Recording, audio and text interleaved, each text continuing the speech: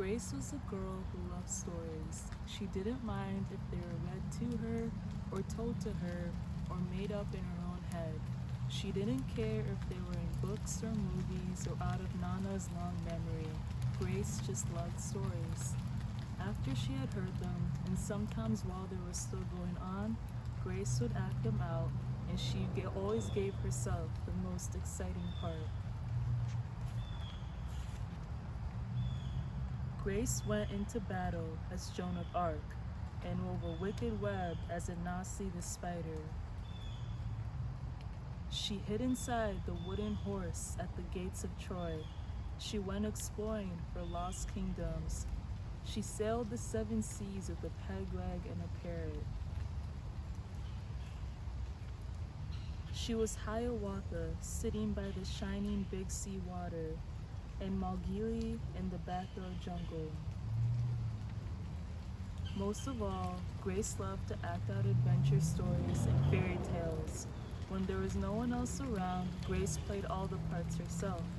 She set out to seek her fortune, with no companion but her trusty cat, and found a city with streets paved in gold. Or she was Aladdin, rubbing his magic lamp to make the genie appear. Sometimes she would get Ma and Nana to join in when they weren't too busy. Then she was Dr. Grace, and their lives were in her hands. One day, Grace's teacher said they would do the play Peter Pan. Grace knew who she wanted to be. When she raised her hand, Raj said, "You can't be Peter, that's a boy's name." But Grace kept her hand up. "You can't be Peter," whispered Natalie. "He isn't black." But Grace kept her hand up. "All right," said the teacher. "Lots of you want to be Peter Pan, so we will have auditions next week to choose parts." She gave them words to learn. When Grace got home, she seemed sad. "What's the matter?" asked Mom. "Raj said I can't be Peter Pan because I'm a girl." "That just shows what Raj knows," said Ma. "A girl can be Peter Pan if she wants to be." Grace cheered up, but then later she remembered something else. "Natalie says I can't be Peter Pan because I'm black," she said. Ma looked angry, but before she could speak, Nana said, "It seems that Natalie is just another one who don't know nothing. You can be anything you want, Grace, if you put your mind to it." On Saturday, Nana told Grace they were going out. In the afternoon, they caught a bus and train into town. Nana took Grace to a grand theater. The sign outside read, "Rosalie Wilkins and Romeo and Juliet," in sparkling lights.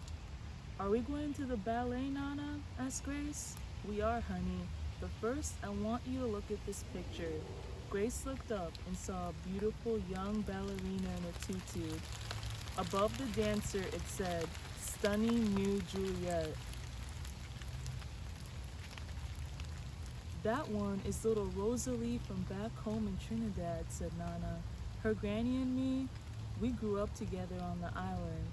She's always asking me do I want tickets to see her Rosalie dance, so this time I said yes." After the ballet, Grace played the part of Juliet, dancing around her room in her imaginary tutu. "I can be anything I want," she thought. On Monday, the class met for auditions to choose who was best for each part. When it was Grace's turn to be Peter, she knew exactly what to do and all the words to say. She had been Peter Pan all weekend. She took a deep breath and imagined herself flying. When it was time to vote, the class chose Raj to be Captain Hook and Natalie to be Wendy. There was no doubt who would be Peter Pan. Everyone voted for Grace. "You're fantastic," whispered Natalie. The play was a big success, and Grace was an amazing Peter Pan. After it was all over, she said, "I feel as if I can fly all the way home."